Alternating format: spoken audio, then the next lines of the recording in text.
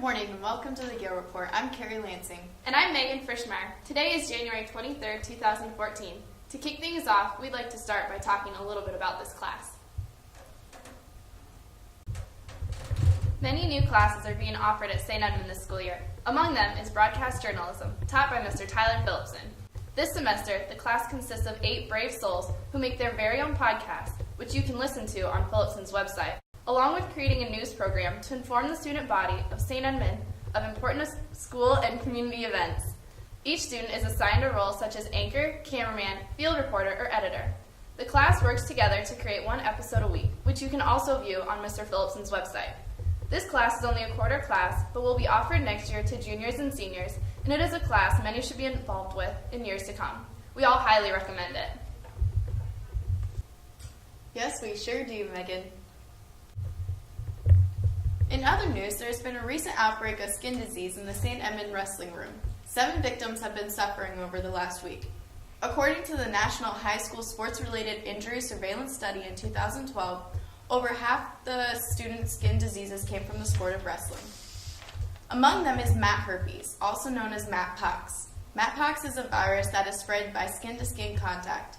According to Mrs. Rasmussen, an RN, some people are more susceptible than others, especially people with open wounds, mostly around the neck, head, face area. Let's go to our field reporter, Hank Crimmins, for a closer look.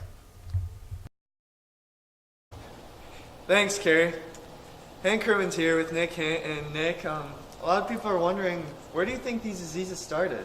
You know, we've been wrestling with quite a few schools we haven't usually wrestled with, and we think it came from one of those schools. How'd you know that? Like, what were the first signs of this disease? You know, there's a couple other guys that had them, and they looked like pimples, but they weren't because they had scabs on them. And I had scabs, they had scabs. Mine itched, theirs itched. So, you know, I went to the doctor and got it checked out, and that's what it was. Thanks for your time, Nick. Back to you, girls.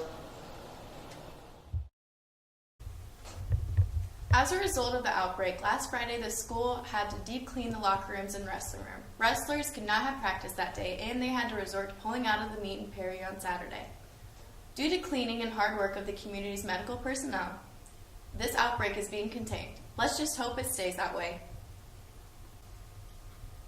Hopefully the wrestlers can get back on track as we move into the postseason soon. In other news, last week the Respect for Life group arrived safely in Washington, D.C. After a long bus ride and a very uncomfortable night of sleep, they reached the hotel where a shower was first on everyone's mind. After they had all showered and gotten ready, they were off to see the Washington Monument and memorials. The group went to a lot of the memorials, which included the Lincoln, World War II, Korean War, Roosevelt, Washington Monument, and of course, the White House. After walking 6 miles to see all of these, they went out for dinner and then walked back to the hotel. Father Dan told them some interesting facts, like how the Pope gave a piece for the monument and the government did not want it, so they threw it into the river. Also, the fact that the Washington Monument was unstable from the earthquake that went through the town. Next, they had another day full of events, like going to the tomb of the unknown soldier, going to the Basilica, and then to the Holocaust Museum. The following day was a march, which went well, and then the group was finally headed back home. It's so nice anytime pro-life support is shown. What they did in D.C. is great, and it sounds like they had an eventful trip. Now we'll send it over to Kate McClintock with SE Sports. Thanks, Gary. The St. Edmund girls and boys basketball team hosted Algona-Garrigan last Friday night. The St. Edmund girls basketball team took action first and showed their dominance right away. St. Edmund junior Jackie Stump had a great game, asserting herself through the Garrigan defense. The Gael girls went on to win this game very handily with a score of 71-41.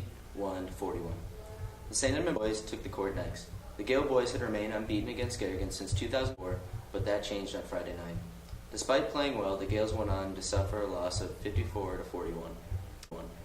Unfortunately, the Gaels wrestling team was unable to compete at Perry tournament last weekend because of too many wrestlers being out with skin infections.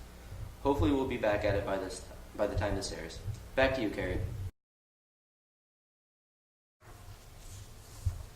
Let's get out this next week and show our support for the Gaels as they begin winding down their regular seasons.